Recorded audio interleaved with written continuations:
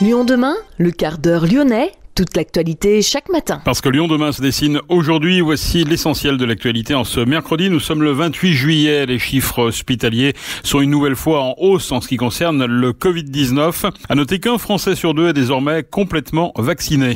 La CGT des cheminots de la région de Lyon s'alarme des nouvelles contraintes qui vont leur être infligées avec la mise en place du pass sanitaire. L'une des 5 personnes interpellées samedi lors de la manifestation anti-pass sanitaire a été jugée en comparution immédiate et condamnée.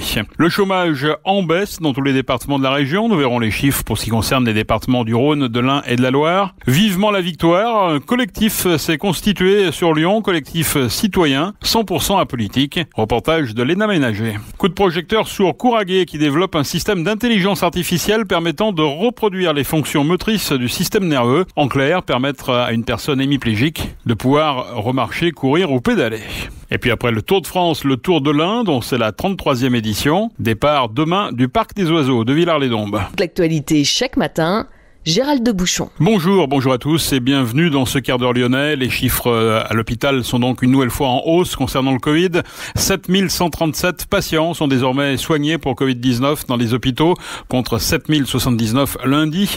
987 personnes sont hospitalisées dans les services de soins critiques qui traitent les cas les plus graves. Ils étaient seulement 952 lundi. Notez que 28 décès à l'hôpital sont à déplorer ces dernières 24 heures. 26 871 cas positifs au Covid-19 ont été comptabilisés sur l'ensemble des tests réalisés en une journée. Un Français sur deux est désormais complètement vacciné. Les personnes complètement vaccinées contre le Covid-19 ne seront pas tenues de respecter une période d'isolement si elles sont cas contact d'une personne contaminée. C'est ce qu'a indiqué hier le ministère de la Santé. 95% des patients actuellement en réanimation sont des non-vaccinés, précise-t-on. La CGT des cheminots de la région de Lyon s'alarme de nouvelles contraintes qui vont leur être infligées avec la mise en place du pass sanitaire.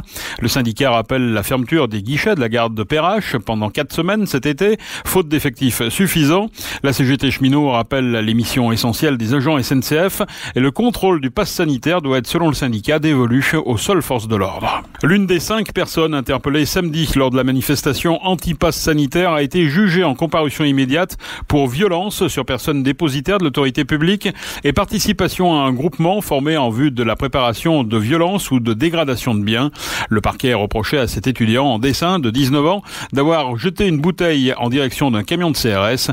Le jeune homme a été condamné à 2 mois de prison avec sursis sans interdiction de manifester.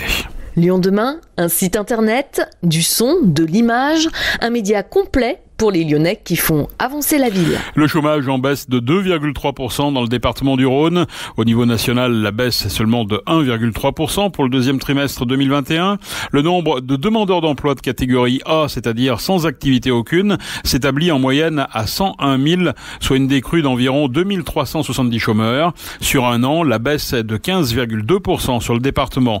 Même tendance dans la métropole de Lyon, qui enregistre une baisse identique de 2,3% et de 14,8% sur un an. Les chiffres du chômage restent cependant encore au-delà de ceux enregistrés avant la crise sanitaire fin 2019. Le nombre de demandeurs d'emploi est en baisse également dans le département voisin de l'Ain, en recul de 0,6% sur le trimestre et de 2,4% sur un an. Le nombre de demandeurs d'emploi diminue également dans la Loire, moins 1,7% sur 3 mois, une baisse de 16% sur un an. À l'échelle de la métropole de Saint-Étienne, le recul du chômage est seulement de 1,3% sur le dernier trimestre. Vivement la victoire, c'est le nom d'un collectif qui s'est constitué sur Lyon, un collectif citoyen qui se dit 100% apolitique. Après un constat amer, celui de l'abstention lors des dernières élections régionales, Vivement la victoire entend bien jouer un rôle important dans la perspective de la présidentielle de 2022. Le reportage de Léna Ménager. Un nouveau collectif fondé à Lyon, Vivement la victoire, se lance pour proposer une alternative aux partis politiques traditionnels. Face à l'abstention, les membres du collectif proposent d'introduire plus de démocratie grâce à un vote référendaire et obligatoire pour toutes les grandes décisions. Un référendum qui s'appliquerait par exemple à la réforme des retraites ou au pass sanitaire. Explication de Jean-Marc Roffa, président d'honneur et fondateur de Vivement la victoire. on se rend compte que les gens ne se reconnaissent plus dans les partis traditionnels. Nous, on est là pour rassembler le peuple sur, non pas des hommes ou des femmes, mais sur des projets. On est là pour formater toutes les idées sur ce qui ne va pas dans notre beau pays, parce qu'on vit le plus beau pays du monde où il y a plein de choses qui vont bien, mais il y a certaines choses qui font que des gens restent sur le trottoir, des gens sont abandonnés, des gens sont en souffrance, et notre planète et notre nature également est en souffrance. Donc nous vivement la victoire, on est là pour écouter et rassembler toutes les bonnes idées pour qu'on puisse, peut-être dès 2022, présenter un vrai programme. On n'a pas de parti, on n'a pas d'étiquette, on n'est ni de gauche ni de droite, mais on a des idées. On veut le zéro chômeur, on a les idées pour qu'il n'y ait plus de chômeurs en France, c'est possible. On veut le zéro sans-abri, on peut l'appliquer également, et on a plein d'autres idées.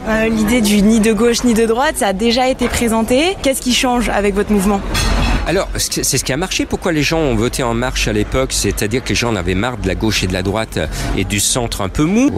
Au fil du compte, ils se sont rendus compte que c'est devenu un parti politique qui se positionne plutôt côté droit, centre droit, et finalement on est revenu à la case départ. Et quel est le modèle politique que vous proposez pour changer cette participation et inclure plus la population? Alors la solution, c'est le référendum obligatoire sur les projets, sur les grandes mesures structurantes, et sur le plan local, comme ici à Villeurbanne, il y a un projet d'extension du tram. Alors bien sûr, il y a des concertations, mais une concertation n'a pas la valeur d'un référendum. Qu'on demande par exemple aux Villeurbanais, est-ce qu'ils sont vraiment favorables à une extension de tram sur leur commune? Le modèle de ce collectif, c'est également de mettre l'accent sur le projet et non pas sur des personnalités ou des leaders qui le portent. Pierre Gallet, également président d'honneur, s'est donc présenté à moi comme Pierre Citoyen. Avant d'intégrer ce collectif, il ne se sentait pas représenté par la politique et ne se rendait pas aux urnes. Pourtant, il considère aujourd'hui que le vote a une place essentielle. Je suis parti de moi, de ma réflexion personnelle. Il y a des choses qui ne me conviennent pas dans la société aujourd'hui. Et je me suis dit, tiens, qu'est-ce qu'on peut faire pour changer les choses? Et puis, je suis allé voir mes voisins avec qui je suis en bon terme. Et puis, ça m'a permis de voir qu'ils avaient des idées, que c'était intéressant pour eux. Un petit peu le même sentiment que moi, en fait, qu'ils se sentent plus reconnus, en fait, dans le système politique. Pourtant, c'est des gens de 60 ans. Qu'est-ce que vous proposez pour que les gens se sentent plus inclus, justement? Eh bien, déjà, de reconnaître le vote blanc. Je pense que ça pourrait être une bonne chose parce qu'en fait, ça, c'est le moyen le plus démocratique, c'est les urnes. La meilleure façon de faire aujourd'hui, c'est d'aller aux urnes, quoi, en fait. Le collectif se déclare apolitique, pas de personnes encartées parmi les membres. Pour rejoindre le mouvement, il vous faudra donc abandonner votre carte de parti. Vivement la Victoire aimerait développer des antennes au niveau local, national et même international pour définir un programme qui pourrait pourquoi pas être présenté à de futures élections présidentielles. Merci Léna. La baignade à la base nautique de Saint-Victor-sur-Loire sera à nouveau possible à partir de ce mercredi. La fermeture avait été décidée vendredi dernier en raison d'une pollution de l'eau due à la présence d'algues. Cela pouvait entraîner un danger sanitaire pour les baigneurs, mais aussi sécuritaire par manque de visibilité en cas d'intervention des sauveteurs. 3 chèvres recueillies par la SPA de Brignais ont été adoptées par un particulier. Elles iront couler des jours heureux dans les monts du Lyonnais. 2 d'entre elles avaient échappé de peu à un abattage sauvage. L'autre vivait dans de mauvaises conditions. Elle avait été saisie par la SPA de Lyon.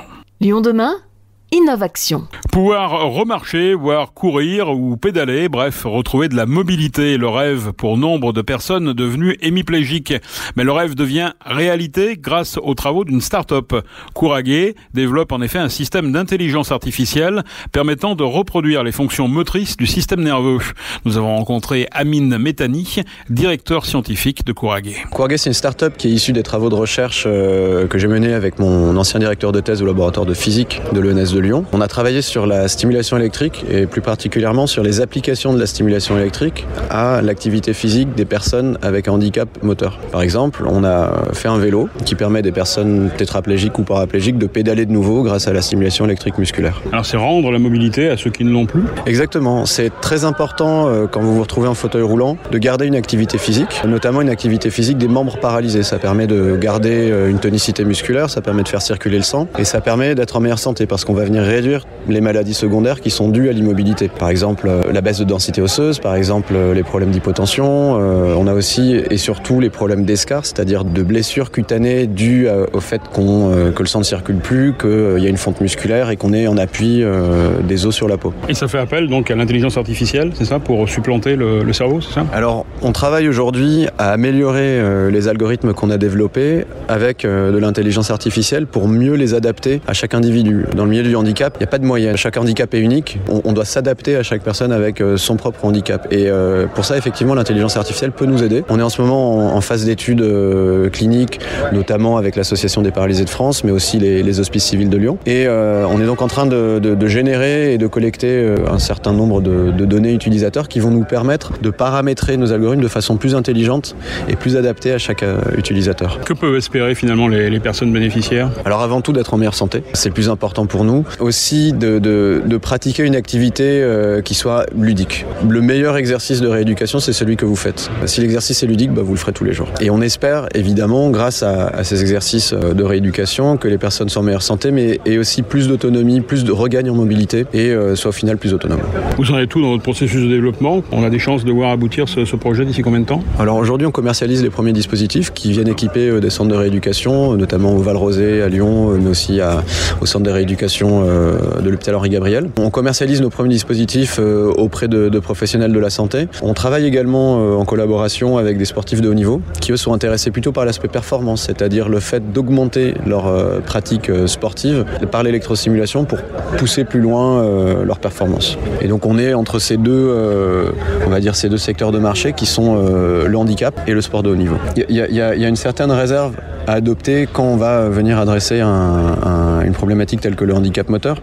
L'idée, c'est pas de dire aux gens qu'il faut qu'elles marchent ou qu'il faut qu'elles fassent du sport. L'idée, c'est plutôt de dire que pour les personnes qui le souhaitent, il est possible de maintenir une activité physique quotidienne. Et donc, nous, on vient vraiment se dire, voilà, on rajoute une corde à votre arc. C'est une carte de plus à jouer. Si vous le voulez, vous pouvez avoir une activité physique qui, on l'espère, permettra de gagner en autonomie, de gagner. Alors, des fois, c'est aussi des choses toutes simples, mais ça peut être de l'estime de soi, de la confiance en soi, le fait de resocialiser de nouveau par l'intermédiaire de ces activités physiques. On a ouvert une salle de sport adaptée au handicap moteur juste à côté du labo, avec du coup Vince Bergeron, avec qui j'avais fait ma thèse. On est vu comme un acteur qui arrive avec une proposition qui vient en complément de tout ce qui existe déjà et qui peut convenir à certaines personnes qui vont avoir une affinité avec l'activité physique, éventuellement avec la performance, mais pas forcément. On n'est pas forcément dans une optique de performance, de haute performance sportive. On peut la proposer à ceux qui le souhaitent, mais on souhaite surtout être ouvert à toute personne qui souhaite avoir une activité physique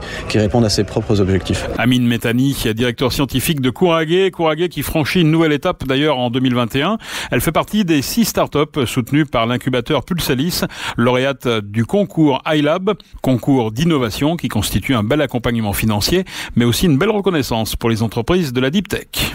La gardienne chilienne Christiane Endler aura connu une courte expérience aux Jeux Olympiques de Tokyo. Sa sélection, en effet, a été éliminée de la compétition. Recrutée lors du mercato estival, l'ancienne gardienne du PSG est attendue à Lyon. Après quelques jours de congé, le groupe de Sénat Bonpasteur a repris l'entraînement depuis le 15 juillet à Dessine. Christiane Endler devrait rejoindre les Phonotes aux alentours de la mi-août. La 33e édition du Tour de l'Ain s'élance demain au Parc des Oiseaux de Villars-les-Dombes, un lieu habitué à accueillir les épreuves cyclistes. Les 126 coureurs descendront ensuite au Monteillé avant de remonter à Saint-Paul-de-Varax par la départementale 22 qui traverse Chalamont. La course traverse la région des Mille-Étangs d'est en ouest sur la départementale 17 jusqu'à Châtillon-sur-Chalaronne, puis elle remonte en Bresse par Vona, arrivée à Bourg après avoir traversé Mézéria, Buella ou encore Saint-André-sur-Vieux-Jon. Notez que l'avenue Jean Jaurès et le boulevard Paul-Bert à Bourg seront coupés entre 13h et 17h demain. La course fera étape le soir dans le secteur du monastère royal du Brou et vendredi, il faudra éviter, si vous êtes automobiliste, la plaine de l'Ain car le tracé de 136 km fera un cercle autour de Lagneux et Saint-Vulbas. C'est la fin de ce quart d'heure lyonnais. Merci de l'avoir suivi. Vous nous retrouvez chaque matin sur Pluriel, Salam et Arménie sur les villes de Lyon, Bourg-en-Bresse, Vienne et Saint-Étienne. Excellente journée, mais restez prudents.